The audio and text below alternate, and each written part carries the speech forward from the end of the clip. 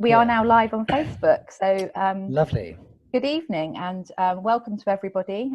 This is our most recent In Conversation at Exeter Library, although you can see we're not in Exeter Library, we are in my kitchen. So Exeter Library is one of 54 libraries that is run in Devon and Torbay, and this event is free this evening.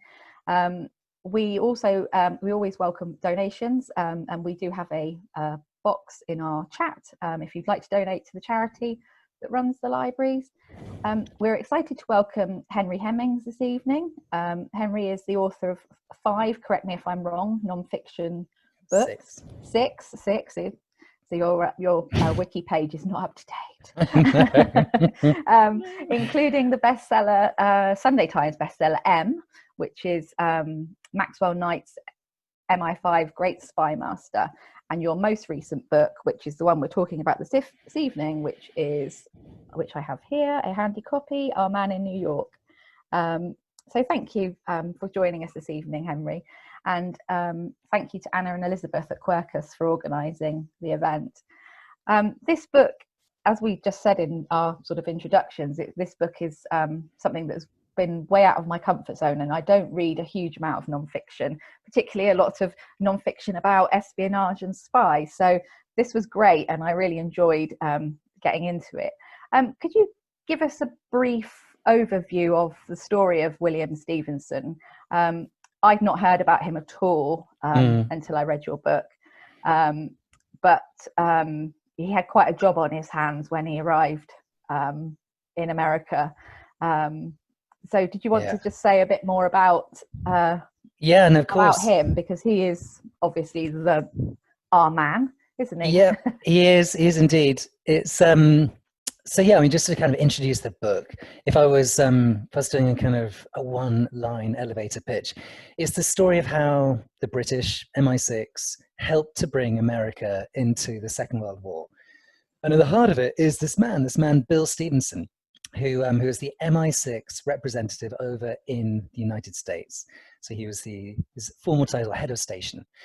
And in short, what he did was conduct what we would call an influence campaign to try and change American public opinion. And there are some amazing statistics about how the moment he arrived, most people in America were absolutely dead set against going into the war. So something like just 9% or 10% of people thought, yeah, we should probably get involved in the war currently going on in Europe.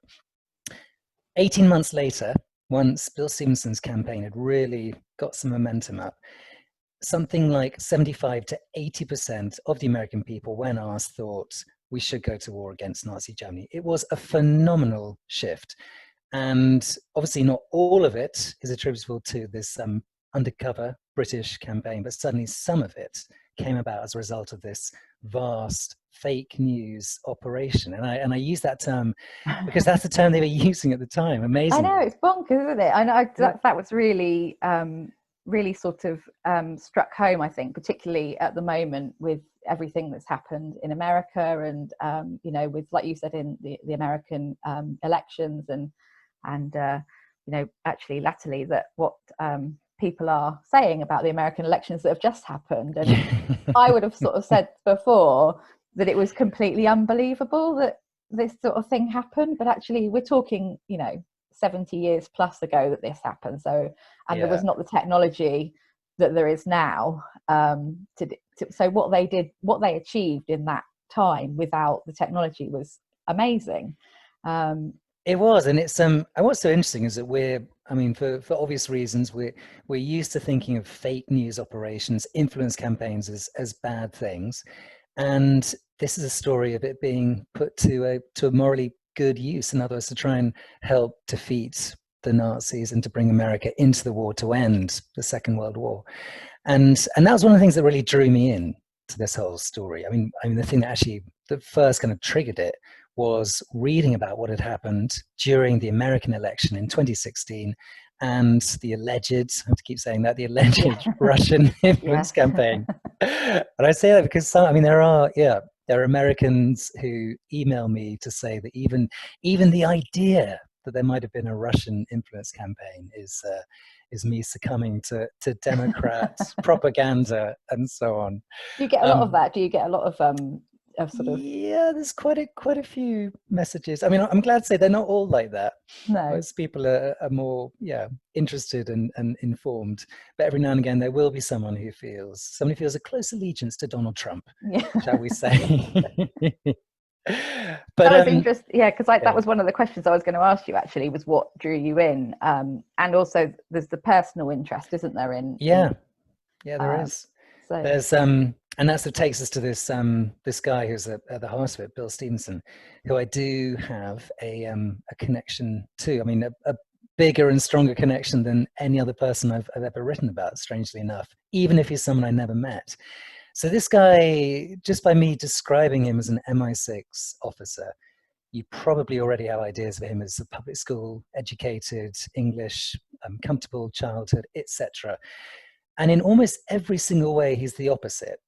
He grew up in a working class Icelandic community within a remote town in Canada. And he lost his father at the age of 4. His mother his mother then abandoned him later that year. So he was effectively orphaned. And he grew up in a very difficult situation. He overcame a lot of that in terms of he moved to London. He reinvented himself. He never talked about his past. He kind of glossed over what had happened, tried to cover it up. He was clearly, he was embarrassed in terms of the way he wanted to present himself. And he made a lot of money. He became a self-made millionaire. And this was his, this is how he kind of arrives in London society in the 1930s. And increasingly, he's drawn towards intelligence. And I think part of it is just he's attracted to that world. He finds it romantic, as so many people do. There's something exotic about MI6 and MI5. And because he's a businessman, he has stocks and shares in companies with publicly listed companies, and they have interests around Europe. So he starts to develop this business network of people around Europe who would tell him what's going on, so that this would inform his stock holdings and his investments. And it becomes a kind of informal spy agency, but only to do with what's going on economically. But as the 1930s draws on, and as the rise of Nazism becomes a bigger deal, this network has some kind of value to people in MI6. And so Stevenson and MI6 begin to get in touch. And then the Second World War breaks out. And then soon into it, less than a year into it, the head of MI6 makes this extraordinary decision where he takes this self-made millionaire, Bill Stevenson, someone with zero experience of actual espionage, and sends him out to New York. And he sends him out to New York, and he's got this almost impossible mission, which is to run an MI6 station and change American public opinion. Yeah, exactly. Bring them into it was the war. Huge, wasn't it? I mean, you would look at it and think, like you say, it's impossible. This guy gets off the boat and then basically has to change, nearly everybody in America's perception of what they want. They think they should stay well out of it. They don't. Yeah, and they've got good reason to stay well out of it. I mean, one of the kind of the lead isolationists, so that's the name for people who don't want to come into the war. One of the lead isolationists is a guy called Charles Lindbergh, famous for flying across the Atlantic back in 1927 single-handedly. And the point he makes is totally valid, which is the Germans, even if they wanted to, can't practically invade the United States. They just don't have the technology, which was accurate. But I'm conscious that I haven't described my link to Stevenson. So just before he gets in touch with MI6, or around about the same time, he saves my dad's life. And so my grandparents on one side were Canadian, and they'd got to know Stevenson in London.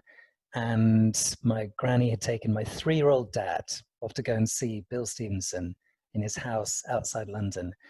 And I mean, the story I've been told growing up is just that she fell asleep or just sort of forgot about him. And then Bill Stevenson says, by the way, where's 3-year-old John, name of my dad? And she said she didn't know, at which point Bill Stevenson begins to sprint over to one particular part of the garden, which is where there's this enormous lake covered in lilies.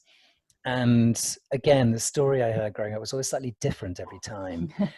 There's an like unreliable narrator. Urban. Exactly. I mean, in one of them, Dad is drowning. In one of them, he sort of has drowned.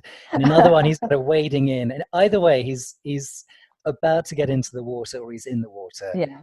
And then Bill Stevenson dives in, fishes him out, and saves his life. And so, yeah, the family was forever grateful to him for Absolutely, this. yeah. And that's so amazing, isn't it? I wouldn't be here. Did you know, so as you obviously knew these stories as you were growing up, did you know the sort of backstory of him then, or was that not really? No, not at all. No. I had, and it was the strangest thing, so always having heard this story about this guy called Bill. There's a guy called Bill who saved my dad's life, and thinking nothing more of it. Yeah. And then reading up about this guy called Bill Stevenson.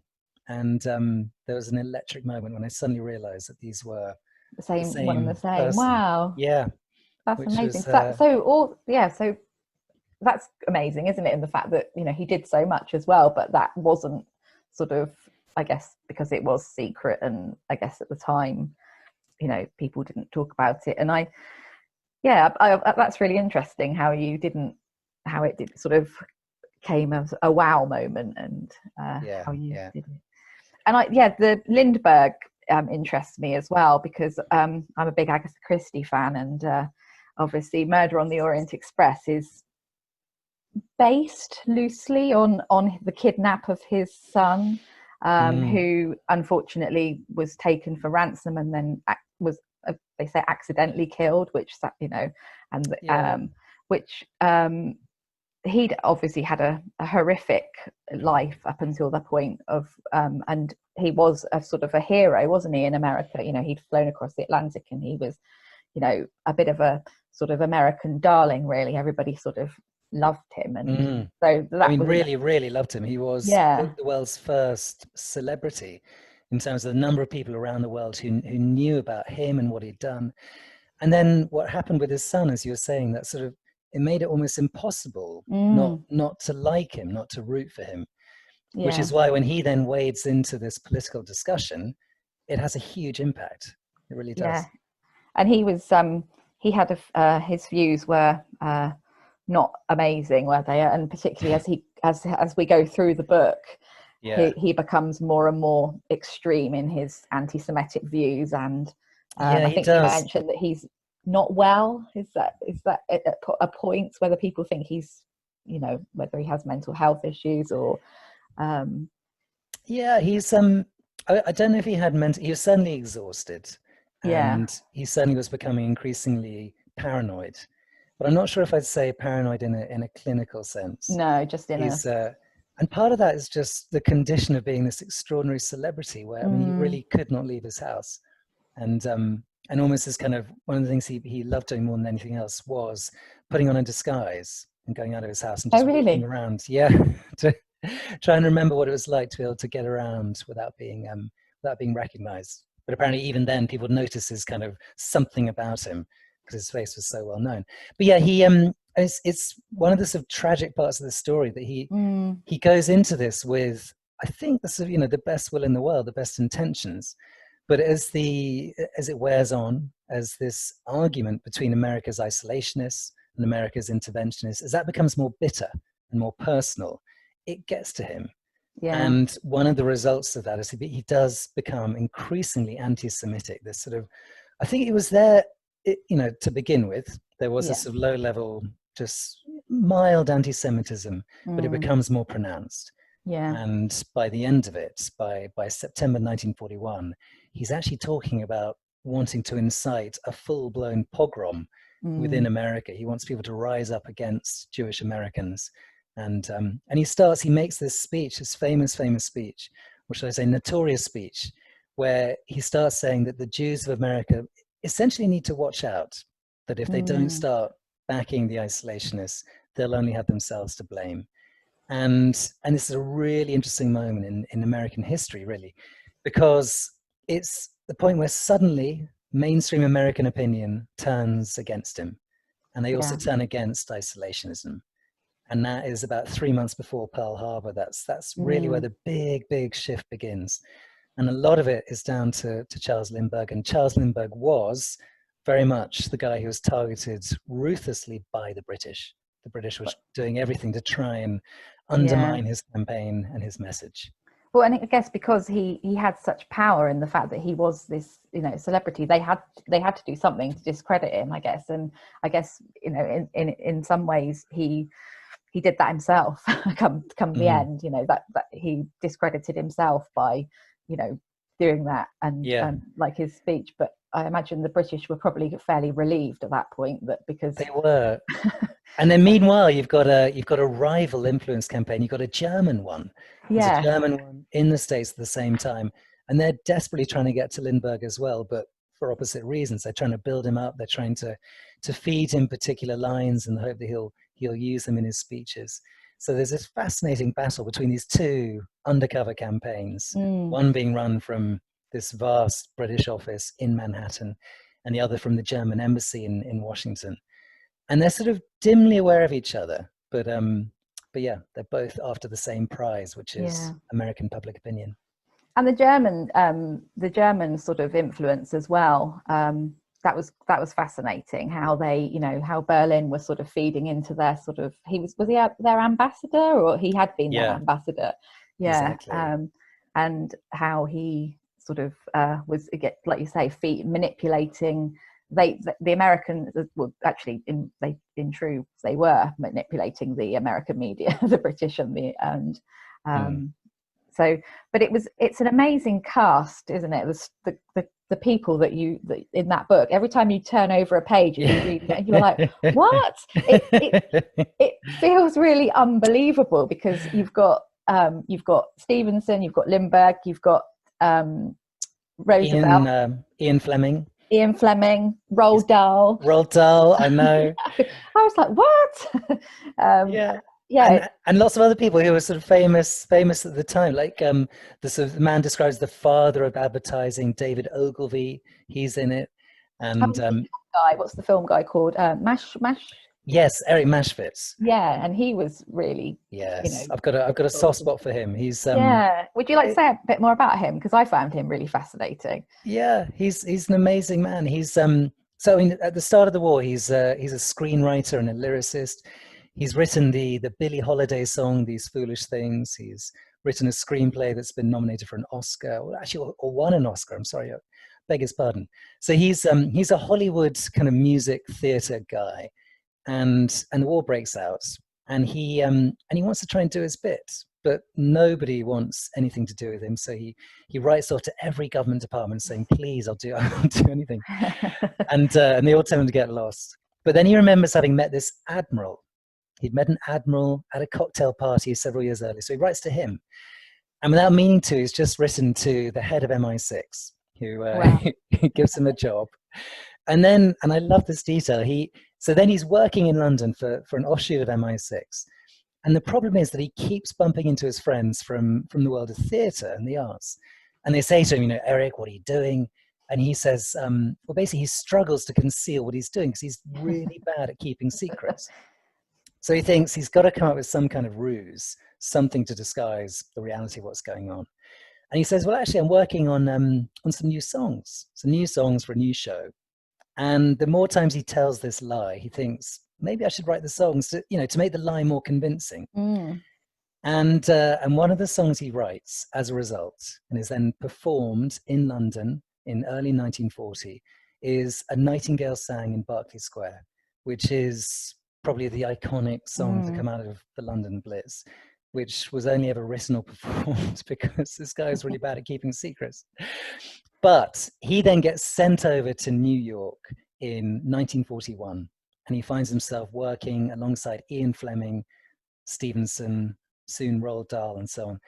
And it turns out that as well as writing brilliant songs and screenplays, he's really good at making forgeries.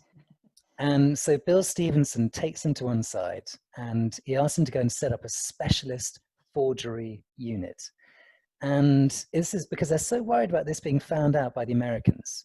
It's operating just over the border in Canada. So this guy, this Oscar-nominated or Oscar-winning lyricist is running this forgery operation.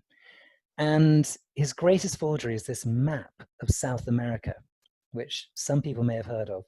And they may have heard of it because this map ends up on the desk of Roosevelt shortly before Pearl Harbor. And Roosevelt makes a speech based on this map, saying this map is proof that the Germans want to invade South America, and it's a reason why we have to come into the war. And it was made by this man, Eric Maschwitz. And he's one of my favorite characters in the book. I love the fact that they had this whole office set up just to sort of spreading the fake news, the distorted news, the inaccurate stories, and as many as 20 a day that were being sent out across, and I was just like, how did they do this with that? I mean, it must have been so convincing, because obviously, other sort of secret, like the Germans and the isolationists probably thought, this can't be true, but they couldn't prove that it wasn't true. So I just thought that was, amazing, and the fact that they had the telegrams and the fake letters, and there was the letter, one of the letters, was it the one that it was the secretary in the office was the only one that could forge the signature. Yes. Yeah. That lovely detail. It was two secretaries, and one could do the first bit of the signature and the other could do the second bit. So they had to do it together. And what was really interesting was just getting to grips with the fundamentals of what they were doing, just that kind of their technique, and the similarity between what they were doing and what later influenced campaigns, even the Russian campaign in America in 2016, that in the fundamental sense, they're doing the same thing. And at the heart of this it's based on three really simple principles that, in terms of creating a story which is fake, but that people will believe, they worked out quite early on that, first of all, the story needed to come into the American people from multiple sources. It needed to be slightly different each time, because if you're hearing word for word exactly the same story, it just doesn't feel right. No. So they made sure to release slightly different versions of the story they wanted to achieve. A bit like your drowning story. Yeah, exactly. That's some fake news. And then, of course, I mean, the other thing is that it's got to come from sources that you trust. And this is where Stevenson was really good. He was able to not just find sources that people would trust, but make sure that the way the story got to those sources was one that couldn't be traced back to the British. So there was, he sort of established the principle of information laundering. So you'd have a story, you'd start in America, and then it would be transmitted over to Europe and then back to America, and sometimes back to Europe again before it would finally be sent to American newspapers, by which time it's really hard to trace and to work out exactly where it's come from. Yeah, and I suppose because there was so much, and I guess people just didn't have the way, I mean, you think about how much now is available and how much is, accessible online.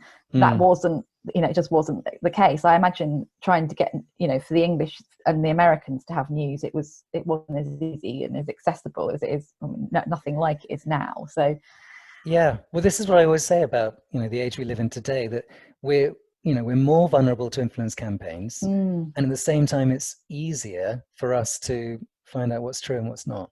We all need to make sure we trust our sources. Exactly. Well, being in a library, we're like, that's what we sort of, that's our sort of bread and butter, is giving people correct information. We really, all of our staff and everybody, we that's one of our goals. Our main goal is to give people information that's correct. So poor Bill wouldn't have done too well in our organisation. Yes, that's the kind of Stevenson's career which came a cropper when he moved to Devon. Yeah. I'm afraid it just didn't happen. So I was interested in he got his agents to sort of infiltrate the pressure groups in America. So that was again to sort of, I guess, spread the news and spread the sort of word, as it was. And that was a big part of what they were doing, that they were getting agents into groups, trying to essentially take over the groups or try to influence their decision making, pouring lots of money into these groups, and trying to make sure that all of these groups were essentially consistent in their messaging. Because there were quite a few different disparate groups, all roughly saying, yeah, we should probably come into the war. But having a number of different British agents involved in these groups meant that they were all saying, they were singing from the same hymn sheet. Yeah. And that made a huge difference in terms of what the effect was for someone just reading about these particular groups. Because if every day you're reading about protest groups and they're all saying pretty much the same thing, it's hard to resist that message. You begin to feel that, yes, I mean, the core part of their message was simply that A, Nazism was bad, and B, Germany could be beaten. Yeah. And weirdly, those two things sound sort of so simple and obvious, but at the time they were controversial in the American media landscape, where a lot of people thought Germany could not be beaten. No. And then actually maybe the Nazis weren't as bad as all that. Well, no, and Roosevelt was quite. He wanted them, to believe that, because he wanted to go to war, didn't he? He did want to go to war, although he some of the things that he did were obviously questionable now. And as a president, you just probably, I don't know whether he would get away with it in this day and age of what he did, but. I know. I mean, definitely, as I say in the book, definitely some impeachable offences. But as we've seen in the last few years, being impeached doesn't always mean you get kicked out. No, not at all. Yeah. There was quite a lot. It was, in a way, it was like you said about the Russian campaign, and also like with things with like Trump and things. There was a lot of things that are very reminiscent of what is happening now, and I think the fact that he really sort of set up that first sort of Secret Service, didn't he? That's his legacy, really, is that he. Yeah. And it's a really interesting legacy. It's not necessarily all positive, but he created a playbook for how to create influence campaigns. He helped to create the CIA. The CIA was deeply influenced by precisely what he had done in the United States, and they used those lessons in the post-war years. They used those lessons in countries like Italy, where they did precisely the same thing, trying to make sure the country did not elect a communist government, for example, and in numerous other countries around the world. And I guess even more than that, just the character of the CIA, this quite swashbuckling, very confident unit, was something which can be directly traced back to not just the outfit that Stevenson ran, but Stevenson himself. And that's something I'm always, in the book, I've always been drawn back to, just the personality of this guy. He wasn't like the Ian Flemings and the David Ogilvies and the Eric Maschwitzes.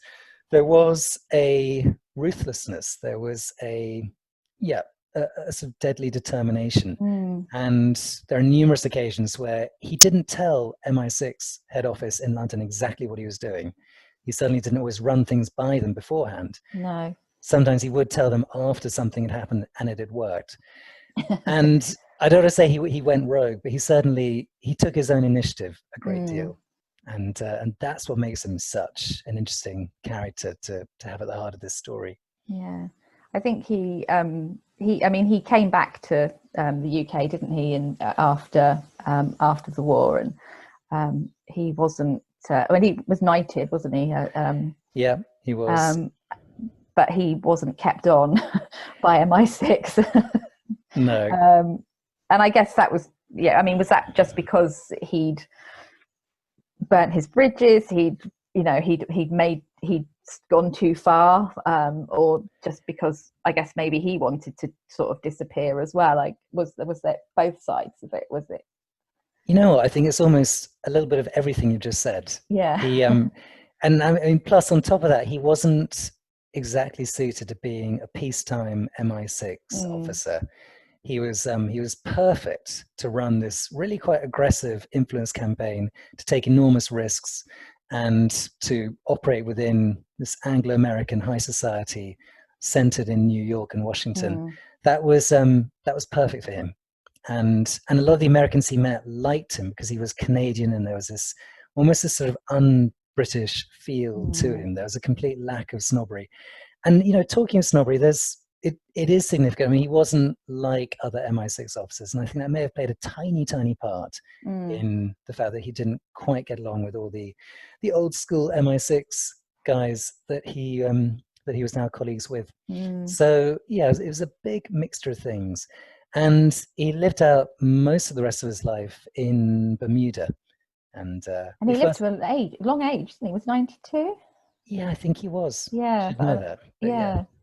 Yeah, I think, I mean, that is, you know, you sort of that level of stress. And I think you said in the book that I can't remember what part it was, but there was a part where he said that he was going to have he slept for 5 hours rather than 4 hours that night after something quite significant had happened. And I was like, yeah.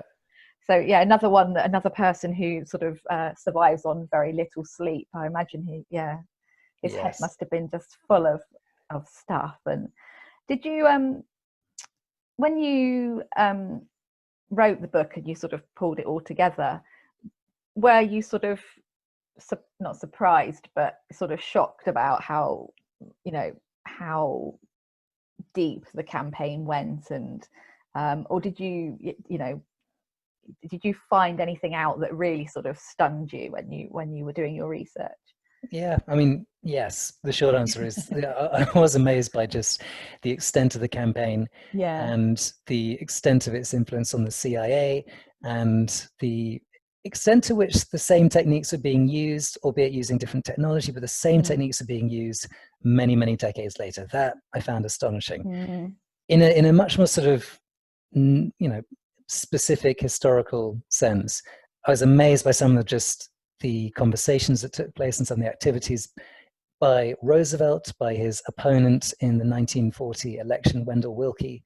So Wendell Willkie, on the day that Roosevelt is inaugurated for his third term, in 1941, on the very same day, Wendell Willkie, who's just been defeated only a couple of months previously, is in New York having a meeting which he kept out of his diary. He was meeting Bill Stevenson, the head of MI6, to talk about ways in which he could help the British. And I remember thinking that, the idea of Hillary Clinton meeting the head of MI6 on the day that Trump was inaugurated, just to sort of produce an analogy, is astonishing. And what's amazing is just how much he conveyed to MI6 and how willing he was to help them. So that was something that I found amazing. The other thing that really blew me away was this small thing that we're all taught, and when we learn about the history of the Second World War, we learned that Japan attacked America at Pearl Harbor, and as a result, America comes into the war against Japan and Germany. Yeah, that's what I always thought. Yeah, and that's pretty much what I thought going into this. And the detail of it is fascinating. That yes, Japan attacks Pearl Harbor, and yes, America declares war the following day. The Pearl Harbor takes place on a Sunday. On the Monday, Congress votes to go to war against Japan, but it does not decide to go to war against Germany. And there's no mention of Germany that day by Congress. And the following day, again, there's nothing. And the day after that, again, there is nothing. And all the while, Roosevelt is making these frantic speeches in which he's essentially saying, don't forget about Germany. Germany is the real problem here. He's even insinuating that Germany was somehow the mastermind of the Japanese attack on Pearl Harbor. Yeah. And you begin to understand that Roosevelt allowed Pearl Harbor to happen, as in he knew there was going to be an attack. He didn't know where, but he allowed an attack to happen, partly on the premise that he thought it would bring America immediately into the war against Germany, and it didn't. And so he keeps desperately trying to provoke Hitler and Germany. Nothing happens until the Thursday. So 4 days after Pearl Harbor, Hitler makes this speech in the Reichstag declaring war against America. All of Hitler's advisors agree that this is a mistake.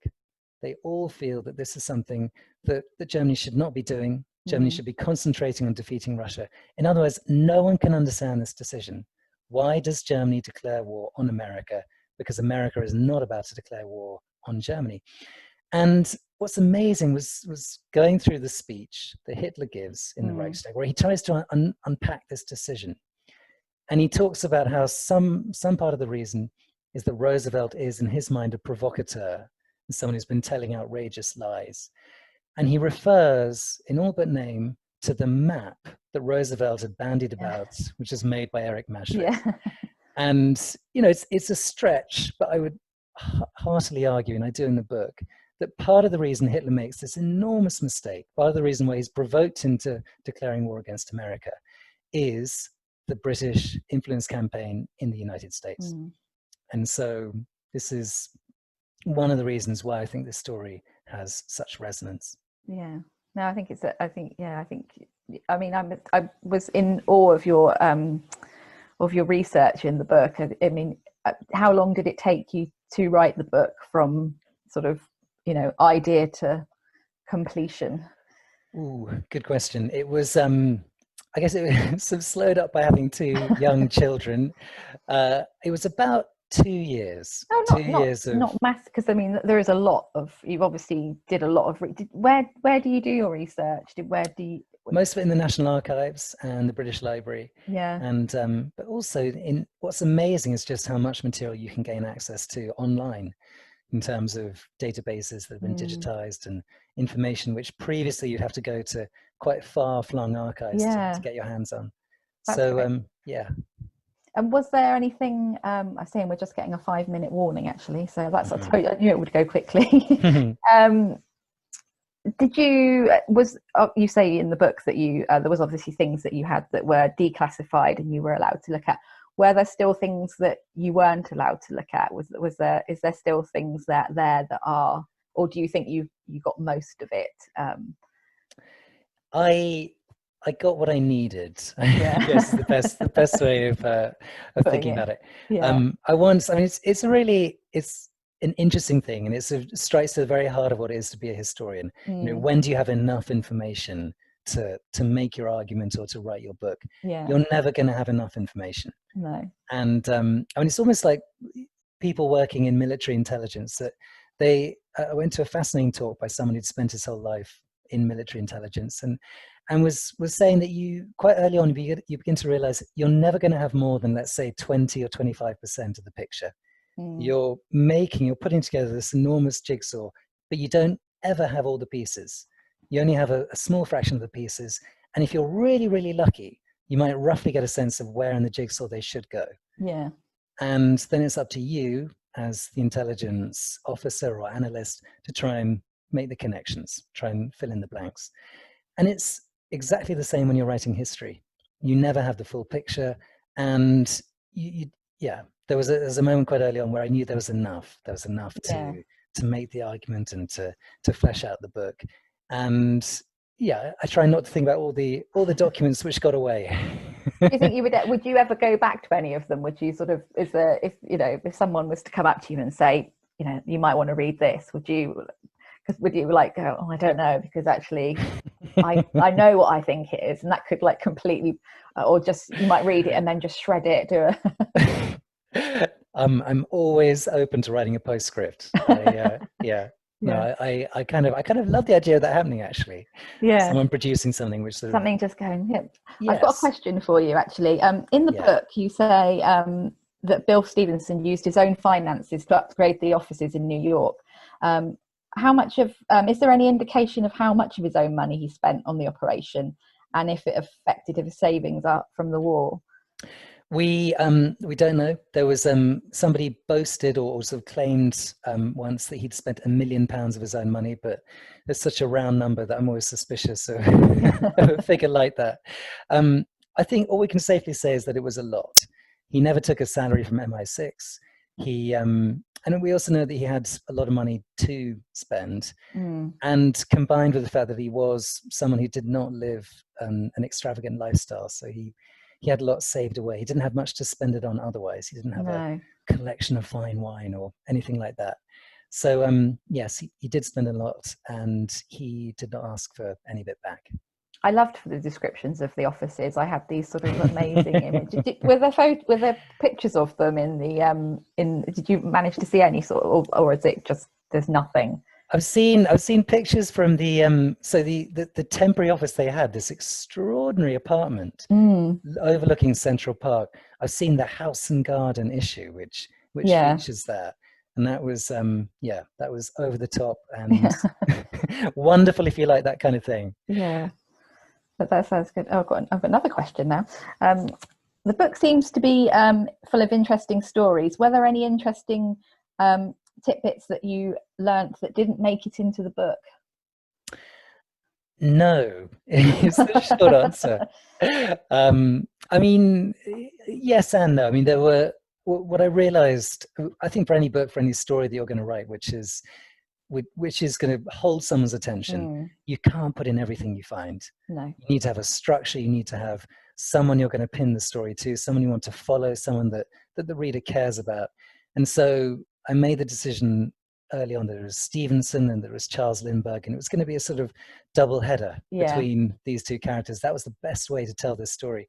And yes, there were other stories of spies also operating in America at the same time, which were interesting in their own right, but they didn't add to the narrative. So yeah, I had to leave some of those things out, but nothing that really stands out.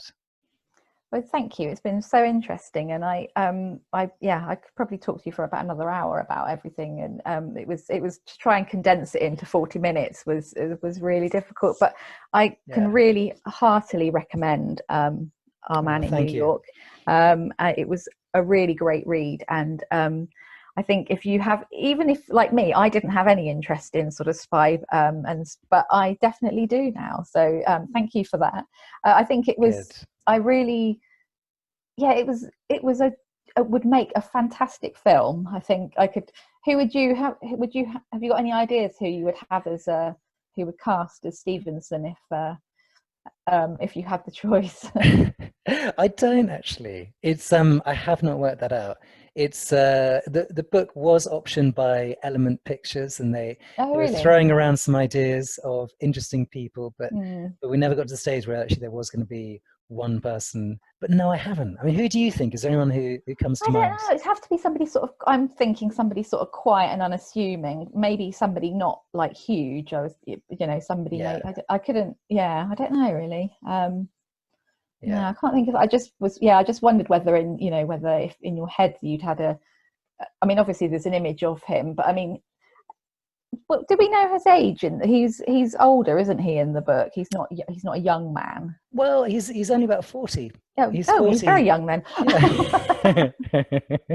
I always think they seem older, don't they, as well, in those years, in the war years. 40 was always, that was middle age, wasn't it? So yeah, you're right. And also the way they dressed often sort of makes them look a bit older.